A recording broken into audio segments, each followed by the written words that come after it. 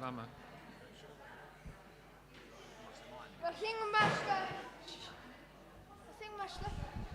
Right, bore da bawb.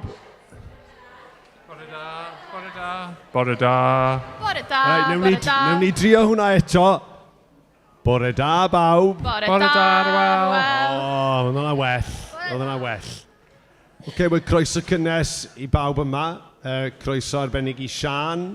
Fydd yn rhannu'r gair efo ni mewn chydig. A croeso hefyd i bawb ohonoch chi sy'n gwylio adre. Mae'n dda cael eich cwmni chi yn rhithiol. Wel, dyn ni'n neud dyddi yma. Wedyn, croeso cynnes i bawb. A fydd Martin a'r band huge yma yn arwain ni mewn munud. Edrych mlaen i hwnna. So, jyst chydig o gyhoeddiadau, pob dim fel arfer yn ystod yr wythnos. Just reminder bach hefyd, cawl a chwmni.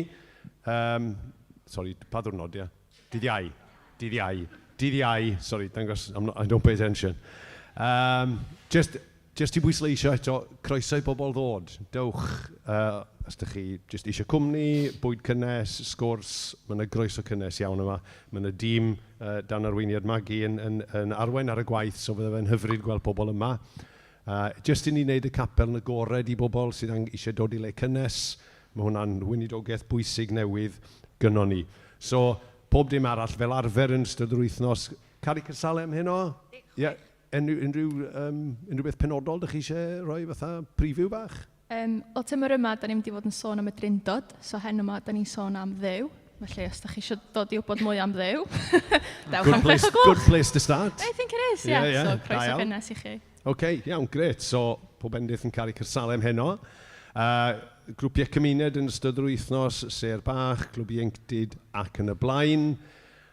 Gai sôn am un peth ymlaen llaw, just nodyn bach i chi gofio amdano fe. Pen wythnos cyntaf mis Rhagfyr, mae'n y gasgliad banc bwyd yn Tesco Caernarfon eto.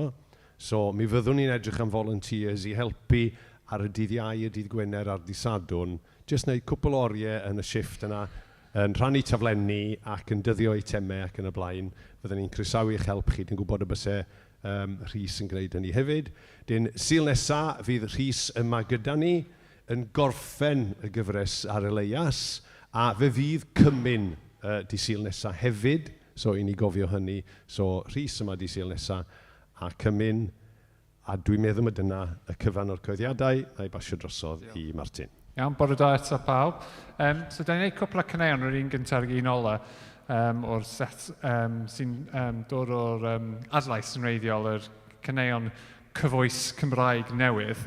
Mae un gyntaf ydy Sam Cant. So, ni'n meddwl just, so mae geiriau yn y can yn based ar Sam Cant. So, ni'n meddwl just, na ni cychwyn just trwy cael y plant i just darllen y Sam, dim yn hir. Faint o nodau 5? 5, ie. So, ni'n just darllen hwn i cychwyn. So, pwy? Ti'n gwybod Trefn? Rhywun, pawb sy'n hefo rhywbeth i darllen, ni eisiau dod i fyny.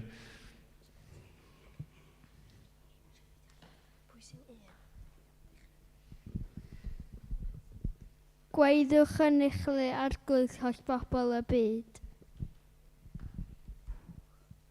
Addolwch yr arglwydd yn llawen a dod o'i flaen gan ddathlu. Cyffesiwch mae'r arglwydd sydd Duw. Fe ydy'r un o gwaith ni a niw y pobl y defaid mae'n gofalu amdano nhw. Ewch drwy gatiau gan ddiolch iddo ac i mewn i'r deml yn ein ffoli. Rhowch ddiolch iddo a bendithio ei enw. Achos mae'r arglwydd mor dda, mae ei heilioni yn diddiwedd ac mae'n aros yn ffyddlon o un genhedlaeth i'r llall. Diolch plant, ffantastig, diolch. A os da chi ddim wedi cael cyfle i gwrando ar adlais, eto mae'r gael jyst lle bynnag da chi'n gwrando ar gyddoriaeth fel arfer. So just, please, gwrandwch os da chi ddim wedi cael cyfle eto. So, os da chi eisiau bod â chi ar ei traed, na ni canu am gyfle.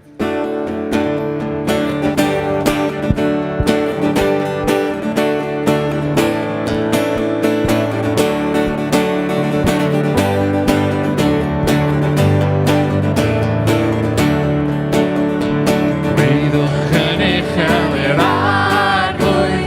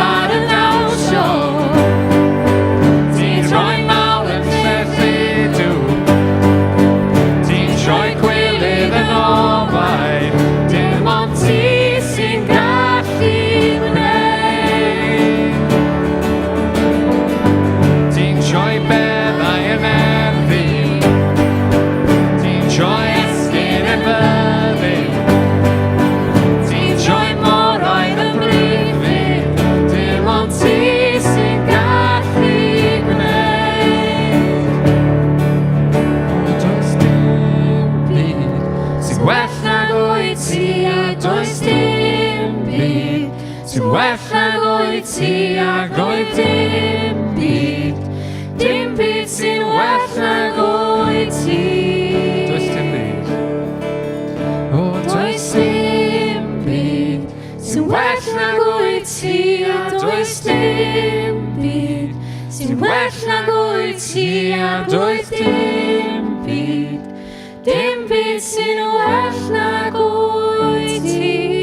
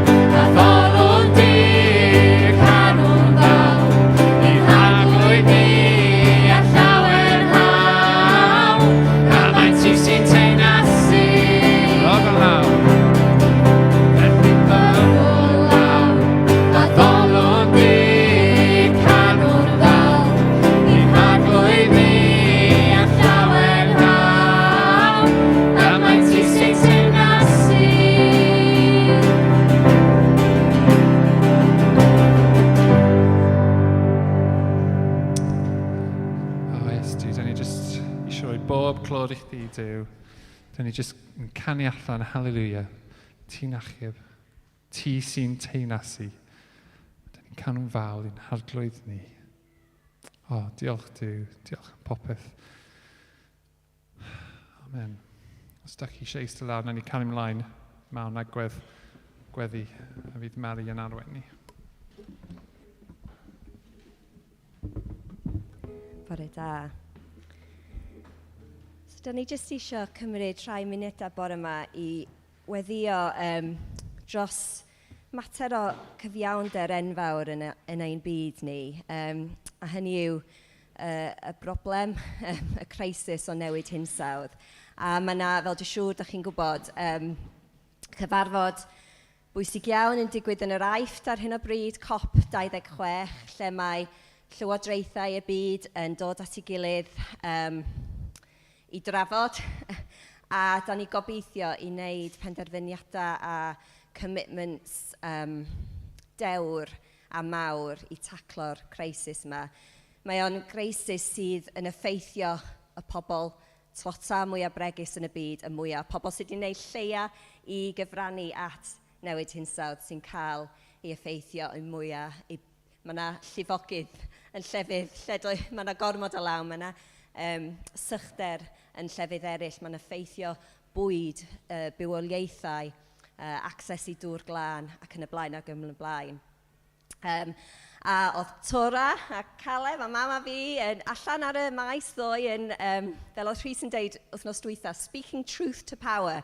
Oedden ni ar rali ar y maes yn galw ar y llywodraethau i cymryd, i gwneud pethau, i gweithredu. Ond hefyd mae mor bwysig i ni fel Cristnogion dod at ein tad sy'n teyrnasu mewn gweddi am y peth yma hefyd. So, gad i ni weddio. Creawdwr y byd. Da ni'n dod at ti wan a da ni'n diolch am dy greadigaeth. Da ni'n diolch am y byd precious yma ti di roi i ni gofalu amdano, stiwardio. A Duw, da ni yn dod at ti wan yn galaru mewn ffordd am y ffordd mae pobl wedi trin y byd.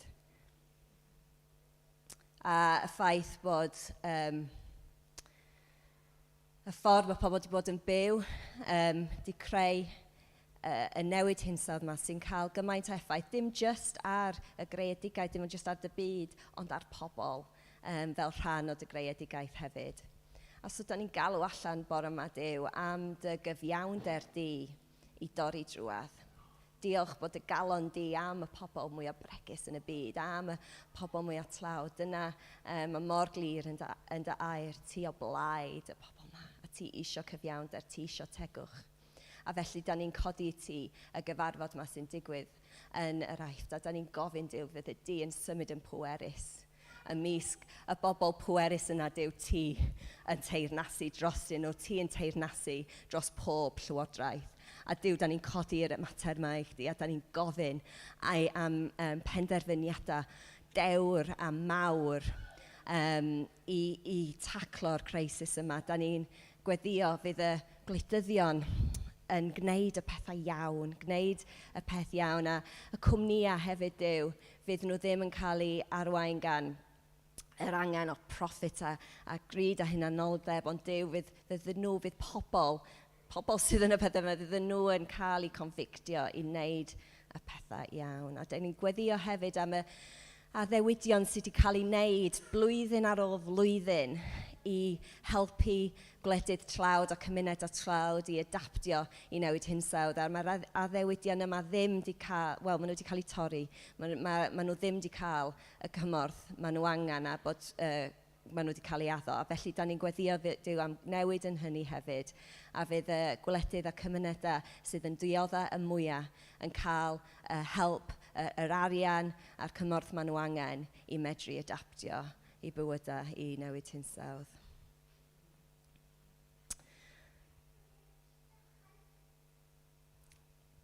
Duw, ti sy'n teyrnasu. Ti'n teyrnasu dros y cosmos i gyd a dros ein byd ni. A da ni'n dod ar gweddi mawr yma i ti, achos da ni'n gwybod ti'n clywed. yn enw Iesu. Amen.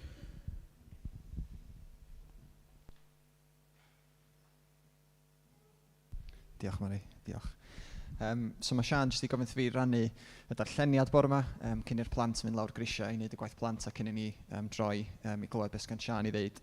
So mae'r darlleniad bore yma'n dod o 2 Brenhinoedd ac pennod 2 a darllen o adnodau 1 i 11. Okay? So 2 Brenhinoedd 2, 1 i 11. A mae'n deud fel hyn. Dwi'n droi fan lawr, dwi'n prynu am ryw reswm.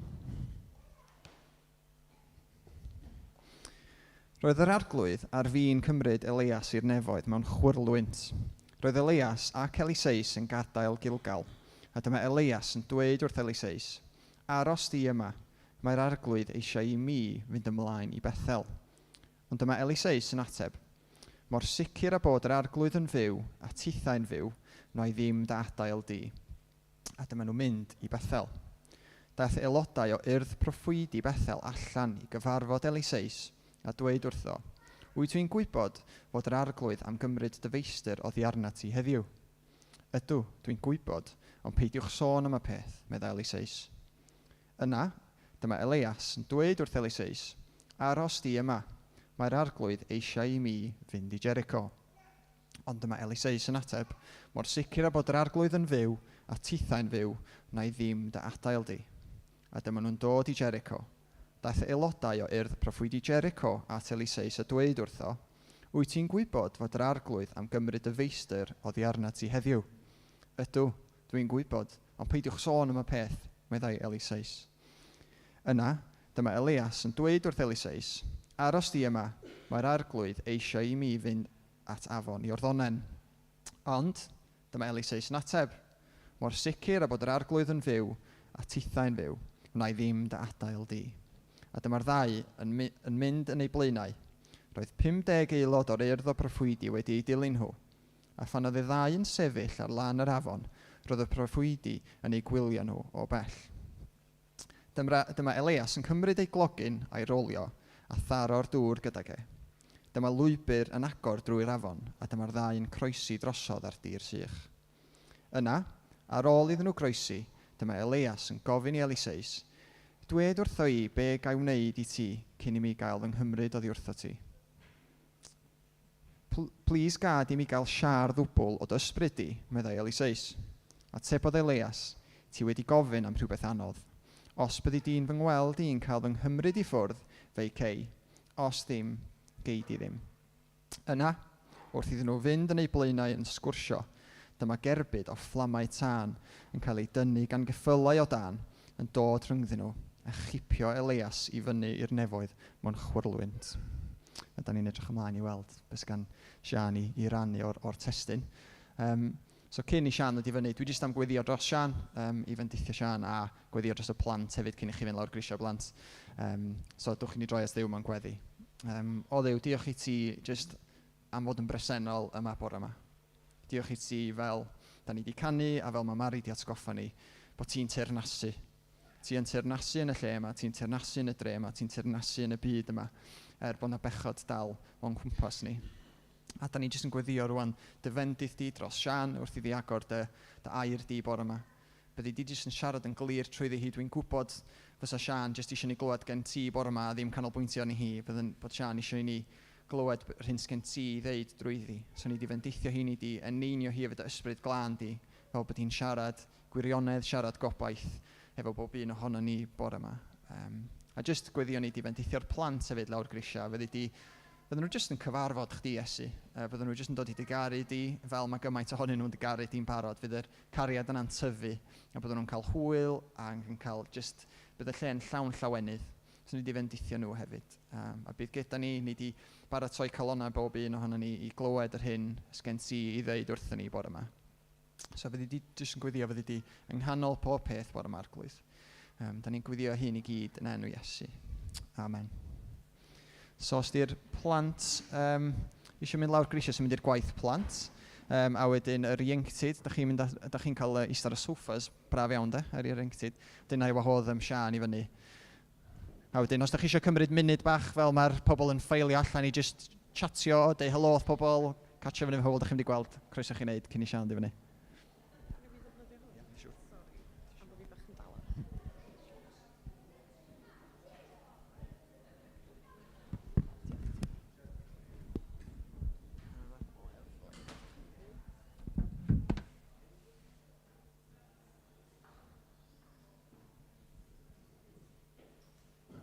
Bore da. Bore da. Helo. Dach chi'n iawn? Haia. Gai ymddiheuro'n gyntaf, mod i nôl yma ar ôl pythefnos. O'n i yma pythefnos yn ôl. Sorry, you can have too much of a good thing, gallwch. So, ymddiheiriadau. Ond nes i fwynhau gymaint pythefnos yn ôl. So, just diolch am y croeso nath chi roi ni fel criw adlais. Oedd o just yn... Oedd o'n fendith a hanner a mwy a mwy a mwy. Oedd o just yn lyflu. So diolch am y fraint a cael addoli efo chi. A diolch am gwahoddiad i cael rhannu o gair Duw bore yma. Da chi'n gwybod sut ydw i. Dwi byth yn cymryd hynna'n ganiatawol. Mae wastad yn anrhydedd i agor gair Duw. Felly diolch i bawb am fy ngwahoddi yn ôl. A mae mor neis gweld gwynebau cyfarwydd, ond hefyd gwynebau anghyfarwydd. Dyna be nath fendithio fi gymaint bythefnos yn ôl bod yna bobl yma. Dwi jyst yn nabod, a mynd fel, gret, mae yna dyfiant yma. Briliant. OK, so da ni bellach yn rhan 9 o stori Elias. Da chi bron a dod i'r diwedd. Ond cyn i mi gychwyn ar yr adnodau yna i gyd, dydy trosglwyddo arweinyddiaeth o un person i'r llall ddim bob amser yn digwydd fel byswn ni yn gobeithio, nag di. Mond rhaid i chi edrych ar gyflwr arweinyddiaeth yn y byd gwleidyddol, ar nifer o brif weinidogion sydd wedi bod yn arwain y Deyrnas Unedig dros y misoedd diwetha i wybod fod hynny yn wir. A dydy o ddim just yn wir y rhan y Deyrnas Unedig, ond am wledydd eraill ar draws y byd hefyd. Tybed faint ohonoch chi oedd i fyny neu yn deffro'n gynnar iawn nos dydd Mercher i wylio canlyniadau'r mid-term elections yn America. A dychryn o weld dyn gyda chroen oren yn ail ymddangos ar y sîn. Nes i dychryn. Wrth gwrs, mae'n hawdd iawn dydy pwyntio bys. Mae'n hawdd pwyntio bys at wledydd eraill. Ond fyddai ddim yn anheg i awgrymu bod yna rhyw fath o leadership crisis yn mynd ymlaen ar draws y byd ar hyn o bryd. Ac yn anffodus ac yn drist iawn, nid just mewn gwleidyddiaeth, ceir weld y leadership crisis yma dwi'n sôn amdano. Dros y misoedd a'r blynyddoedd diwetha, da ni wedi clywed am lawer gormod o bregethwyr a gweinidogion enwog yn colli ffordd, yn ymddwyn mewn ffordd niweidiol, boed yn cael affairs neu yn camdrin eraill, ac mae'n ddigon i dorri calon wir. Felly, gai awgrymu bore yma fod hi'n bryd i ni fel Cristnogion dangos ffordd gwell o fyw. I le eraith integrity, moesoldeb, purdeb, beth am parch ac urddas. I le eraith yr arfer o wasanaethu yn lle llywodraethu. Da chi falch bod chi wedi dod yma bore yma cael cheerful message? Sori, na, go iawn. Mae rhaid bod yna ffordd gwell o fyw a bod yn does. Ac yn handi iawn mae ail Brenhinoedd yn benod da i astudio o ran arwain mewn ffordd bysa Duw yn hapus gyda hi. A fel o'n i'n deud, ydych chi bellach ar rhif 9, mi fydd Rhys yma yr wythnos nesaf i'w orffen. Be sy'n glir o'r cychwyn cyntaf ym mhenod 2 yw fod Elias bellach wedi dod at ddiwedd ei fywyd. Deud y gwir, roedd yr arglwydd ar fi'n cymryd Elias i'r nefoedd mewn chwirlwynt. Ond ta, chwirlwynt, it's my new favourite word, iawn, whirlwind. Chwirlwynt. It does what it says on the tin rhywsut, mae'n swnio fel chwirlwynt. Ond beth sy'n amlwg hefyd wrth i ni ddarllen ymlaen yw fod Elias yn gwybod bod o ar ddiwedd ei fywyd. Ynghyd ag Eliseis, oedd Eliseis hefyd yn gwybod, ac hefyd roedd yna broffwydi eraill yn gwybod hanes Elias. Ond yn hytrach na slofi lawr ar ddiwedd ei fywyd, dyma Elias yn cychwyn ar ryw fath o farewell tour, sy'n ei cymryd nhw o Gilgal i Bethel, i Jericho, gan orffen wrth yr Iorddonen. Roedd Elias yn benderfynol mae'r arglwydd oedd wedi dweud wrtho yn fynd i'r llefydd yma. Ac fod Elias yn erfyn ar Eliseis i aros yn yr unfan, dyma Eliseis yn ymateb bob tro trwy ddweud mor sicr a bod yr arglwydd yn fyw a tithau'n fyw na i ddim dy adael di. Roedd Eliseis yn benderfynol o beidio a gadael Elias yn ei oriau olaf.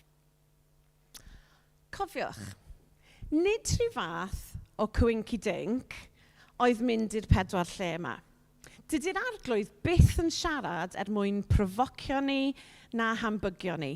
Mae yna ystyr a phwrpas i bob gair sy'n dod o geg yr arglwydd. So beth oedd arwydd y cad y llefydd yma? Gilgal oedd man cychwyn taith Elias ag Eliseis, a man cychwyn taith olaf Elias. Dyma lle hefyd yn ôl Joshua 4, bu pobl Israel yn gwersylla ar ôl iddyn nhw groesi'r Iorddonen i fewn i Canan. A lle cynta roedden nhw'n teimlo'n ddiogel cyn dechrau o'r esgyn tiriogaeth y gelyn. Mae yna gyfnodau y mywyd yn does. Lle da ni'n rhywsut yn teimlo gwên y nefoedd. Lle mae bywyd yn braf. A da ni'n ymwybodol nid jyst o fendith yr arglwydd ar ein bywydau, ond da ni'n ymwybodol iawn fod yr arglwydd o'n plaid ni ac yn brwydro dros ni. Pan mae'r cyfnodau yna'n dod, mwynhewch pob eiliad. Ond ystyr llythrenol Gilgal yw gwahanu neu gosod ar wahân. Ac wrth gwrs roedd bywyd Elias wedi ei osod ar wahân ar gyfer yr arglwydd. So Gilgal. Yna, Bethel oedd yr ail stop, ac obviously nid Bethel Caernarfon. Ystyr gair Bethel yw tir arglwydd. Ac roedd tir arglwydd hefyd yn man gweddi. Y Methel, bu Abraham yn adeiladu allor, a dyna lle roedd Abraham yn mynd i gyfarfod â Duw. Mae allorau yn cynrychioli digwyddiadau mawr ac arwydd o cawl bywyd. Fedrwch chi ddychmygu rhai o allorau Elias. Mae'n siŵr beth am y nant yn Cherith lle bu Duw yn darparu ar gyfer ei anghenion. Neu beth am gartref y rai gweddw a'i mab yn Zarephath. Tybed allwch chi feddwl am allorau arwydd y cawl yn eich bywyd chi? Hynny yw amseroedd lle bydd rhaid i chi droi at Dduw mewn gweddi. Mond i sylweddoli fod Duw yn dda ac yn garedig ac yn ffyddlon. Y trydydd lle, wrth gwrs, oedd Jericho. Ac roedd Jericho yn cynrychioli brwydrau bywyd. Meddyliwch am rai o'r brwydrau roedd Elias di gwynebu. Meddyliwch am fynydd Carmel, lle bu'n brwydro yn erbyn lluoedd drwg Baal. Heb anghofio, wrth gwrs, ei frwydrau niferus gydag Ahab a'i wraig drygionus Jezebel. Wrth gwrs, roedd Elias hefyd di bod trwy frwydr personol gyda iechyd meddwl wrth eistedd o dan coeden juniper. Da ni gyd yn mynd trwy frwydrau y mywyd, a weithiau mae'r brwydrau yn medru bod yn intens ac yn ddi-stop. I fi yn bersonol, mae'r flwyddyn hon di bod yn hollol erchyll. Ac alla fod hynny'n wir i chi hefyd. Mae brwydrau bywyd yn gyfnodau anodd. Ond rhywsut, da ni dal yma, a hynny oherwydd fod yr arglwydd wedi cerdded gyda ni ac wedi'n tywys ni drwy stormydd bywyd. Felly os da chi yng nghanol y storm yma, bore yma, ga'i'ch atgoffa chi bod Duw am gerdded gyda chi. Mae Duw yn dda. Lle olaf wrth gwrs oedd yr Iorddonen. Safle nifer o wyrthiau rhyfeddol yr arglwydd. Man marwolaeth. Nid marwolaeth gorfforol yn llythrenol, ond marwolaeth ein cynlluniau a'n systemau ni ein hunain. Death to self. Dyna lle wnaeth Dduw rhannu'r dyfroedd mwyn i Elias ag Eliseis groesi i ben arall y dŵr. Ac mae hyn yn atgoffa ni o hanes Moses yn dydy a phlant Israel yn cerdded ar draws y môr coch a'r dir sych. Gilgal, Bethel, Jericho, yr Iorddonen. Maen nhw gyd yn cynrychioli cyfnodau gwahanol yn ein bywydau. Fel dwi eisiau di sôn, roedd hi'n common knowledge fod yr arglwydd yn mynd i gymryd Elias i'r nefoedd. Mae'n ddiddorol sylwi mae Gilgal, Bethel a Jericho oedd cartref ysgolion y proffwydi, lle byddant yn cael ei hyfforddi i ymgymryd a bywyd sanctaidd a disgybledig proffwyd. Tybed a oedd Elias am fynd i'w gweld nhw jyst un tro arall cyn mynd i'r nefoedd. Tybed oedd o eisiau mynd yna jyst un tro arall i'w annog nhw. Fod Elias yn gwybod i fod yn mynd i adael y byd yma'n fuan, roedd am wneud yn fawr o bob eiliad oedd ganddo. Ella dylsa hynny ysbrydoli ni wrth i ni fyw wrth ddisgwyl am ail ddyfodiad Iesu Grist. Sy'n gofyn y cwestiwn, beth yw'n gobaith ni fel Cristnogion? Ai just mynd i'r nefoedd yw bwriad ein perthynas ni efo Duw? Neu oes na fwy i'r bywyd Cristnogol na hynny? Ai ticed i'r nefoedd yw nod pennaf y Cristion? Actually na. A ella fod hynny yn synnu rai ohonoch chi. Felly gadewch i mi esbonio i chi be mae'r Beibl yn ei ddweud. Dyma chi Rhufeiniaid penod 10 adnod 9. Os wneud i gyffesu a thwefusau Iesu ydy'r arglwydd a chredu yn dy galon fod Duw wedi godi yn ôl yn fyw ar ôl iddo farw, cei dy achub. Mae'r efengyl llawn yn gofyn i ni wneud Iesu yn arglwydd ar ein bywydau yn ogystal a'n gwaredwr. Dydy cael yn achub ddim yn golygu just un penderfyniad i ddilyn Iesu. Mae o hefyd yn golygu bywyd o ddilyn Iesu a ildio i'w gynlluniau. Fel mae'n dweud yn y Saesneg, take up your cross and follow me. Fel hyn mae Iesu yn ei dweud hi yn Matthew penod 16. Os ydy rhywun am fanylu ni, rhaid iddyn nhw stopio rhoi hunan yn gyntaf.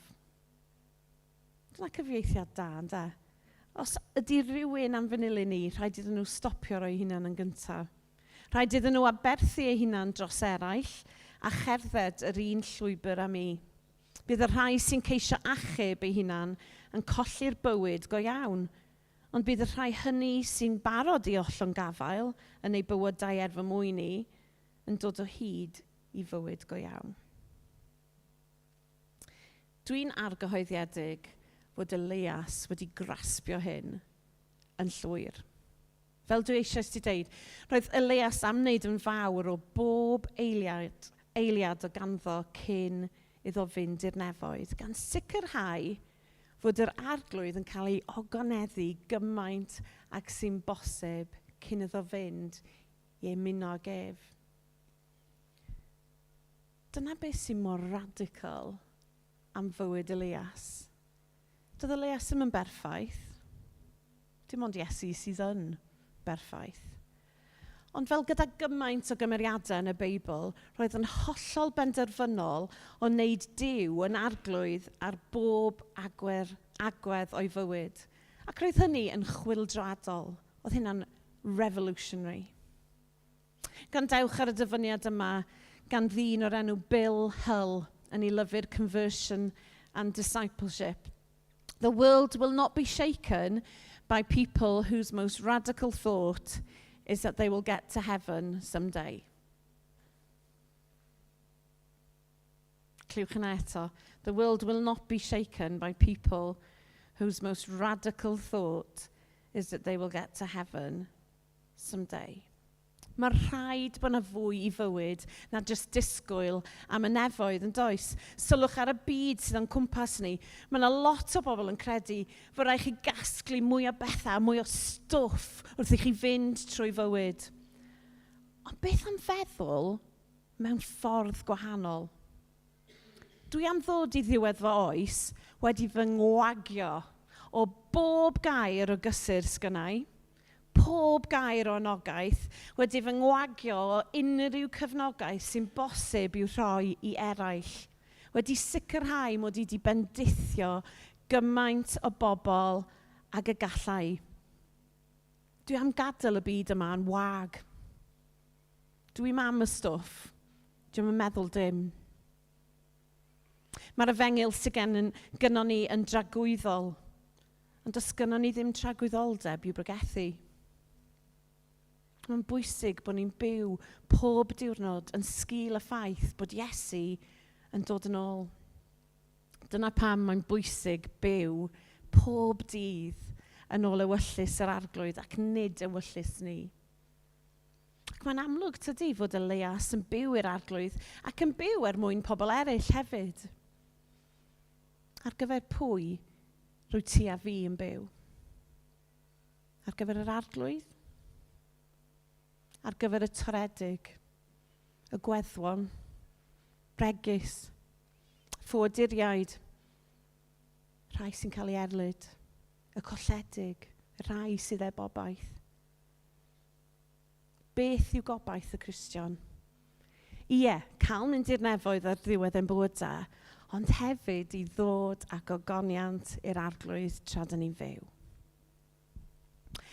Anyways, yn ôl at stori Elias ac Elisais. Grandewch eto ar adnodau 6 i 10. Ac ar y pwynt yma, mae'r stori yn mynd i newid cyfeiriad chydig bach i edrych ar y fath o legacy y bydd Elias yn gadael i Elisais. Adnod 6, ia. Yna, dyma Elias yn dweud wrth Elisais, aros di yma. Mae'r arglwydd eisiau i mi fynd at afon Iorddonen. Ond dyma Elisais yn ateb mor sicr a bod yr arglwydd yn fyw, dyma hi eto ynda, a tithau'n fyw, na i ddim dadael di, a dyma'r ddau yn mynd yn ei blaenau. Roedd 50 aelod o'r urdd o broffwydi wedi dilyn nhw. A phan oedd y ddau'n sefyll ar lan yr afon, roedd y proffwydi yn ei gwylio nhw o bell. Dyma Elias yn cymryd ei glogen a'i rolio a tharo'r dŵr gydag e. Dyma lwybr yn agor drwy'r afon, a dyma'r ddau'n croesi drosodd ar dir sych. Yna, ar ôl iddyn nhw groesi, dyma Elias yn gofyn i Elisais, dwed wrtha i, be ga i wneud i ti cyn i mi gael fy nghymryd oddi wrtha ti? Plis gad i mi gael siar ddwbl o dy ysbryd di, meddwl Elisais. Atebodd Elias, ti di gofyn am rhywbeth anodd. Os byddi di'n fy ngweld i'n cael fy nghymryd i ffwrdd fe'i cei, os ddim, gei di ddim. So hyd yn oed yn ei eiliadau ola, mae Elias yn meddwl am bobl eraill. Dywed wrtho i be ga i wneud i ti cyn i mi cael fy nghymryd oddi wrtha ti. Ac wrth gwrs mae Elisais yn ymateb trwy ofyn am gael siar ddwbl o ysbryd Elias. A bysa rhai yn dadlau fod hyn yn gais bach yn bold. Bod yn onest, fyswn i'n eitha hapus i cael ei fyny at yr un mesur o'r ysbryd roedd gan Elias ar ei fywyd. Ond na, dyma Elisais yn gofyn am 2 waith y siar. Pam? Pam gofyn am ddwbl? Wel, ystyriwch hyn. Os nad yw'r cenhedlaeth a'r cenedlaethau sy'n dilyn ni yn gryfach yn ysbrydol na gyda ni, da ni wedi gwastraffu'n amser. Controversial. Os nad ydy'r cenhedlaeth a'r cenedlaethau sy'n dilyn yn gryfach na ni, da ni wedi gwastraffu'n amser. Dylai pob cenhedlaeth sy'n dilyn ni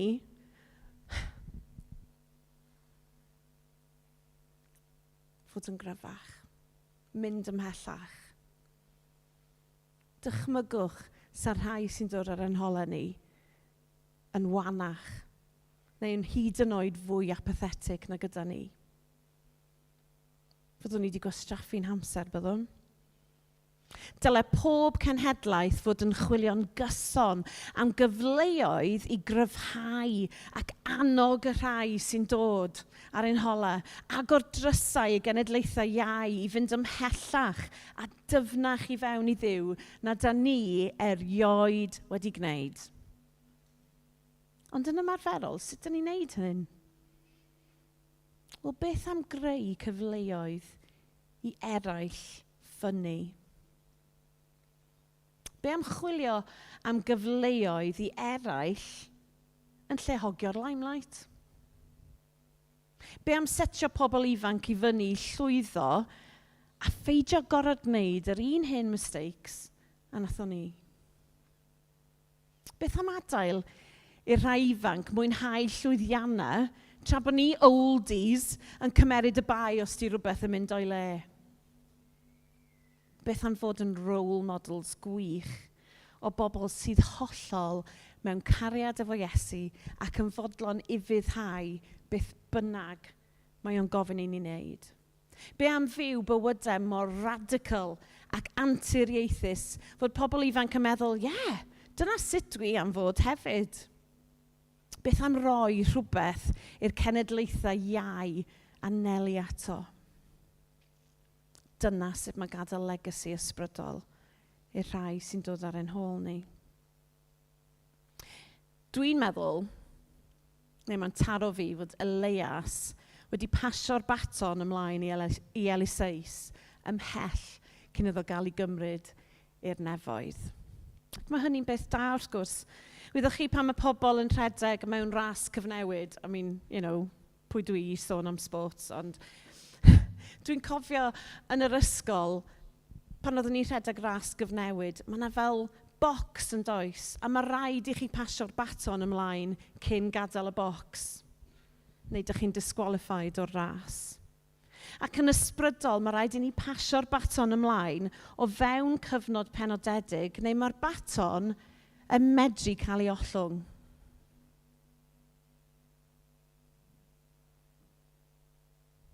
Nes i gychwyn y bregaeth drwy sôn am y crisis in leadership da ni'n gwynebu ar draws y byd. I mi, mae stori Elias yn cynnig ffordd gwell o fyw a bod.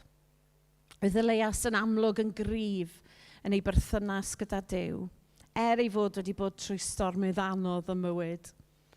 Roedd wedi cymryd Eliseis o dan i adain a dangos iddo sut i fyw mewn ffordd roedd yn gogoneddu'r arglwydd, ac roedd yn byw yn ddisgwylgar am y diwrnod y byddai'n cael ei gymryd i'r nef i fod gyda'r arglwydd a'n dragwyddoldeb.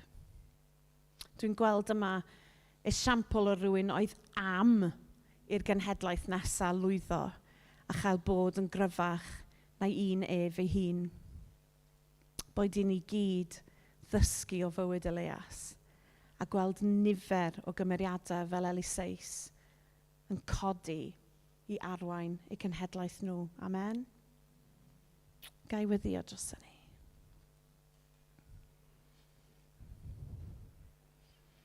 Arglwydd, maddau ni. Maddau ni, please. Pan da ni di methu. Pan da ni di bod mor apathetic amdano ti. A pan da ni heb di byw'n bywydau ni yn dod â gygoniant i ti. Maddau ni arglwydd bod ni di trio gwneud pethau jyst dros ein hun ac mwyn yn enw ni, yn lle edrych at y cenedlaethau sy'n dod a pasio'r baton ymlaen, a'i cryfhau nhw a'i annog nhw. Helpa ni ddysgu, arglwydd, o fywyd Elias ac Eliseis a gweld, arglwydd, fod na siar ddwbl i'w rannu. A da ni'n gwyddio hyd yn oed nawr am pobl ifanc y capel yma, pobl ifanc y tre yma, ac yn gofyn, arglwydd, yn neud i wneud rhywbeth mor arwyddocaol yn eu bywydau nhw, fyddan nhw'n gryfach, yn mynd yn ymhellach, ac yn mynd yn ddyfnach i fewn i ti a phethau'r deyrnas. Glod i dy enw di. Amen.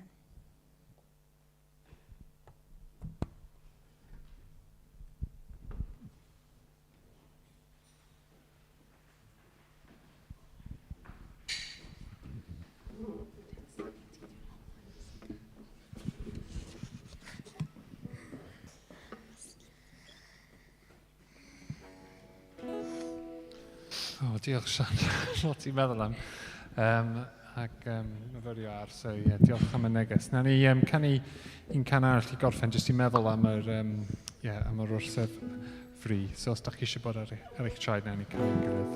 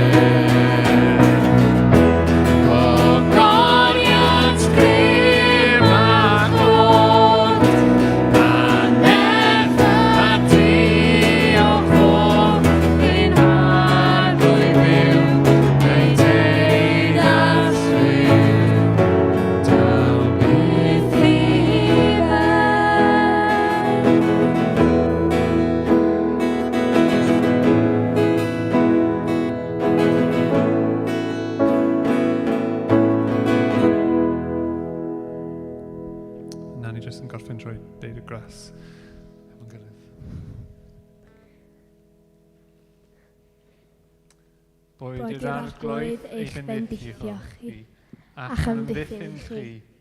Boed yr arglwydd wening garedig arnoch chi, a boed yn hael tuag atoch chi.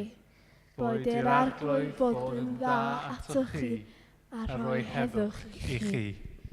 Amen.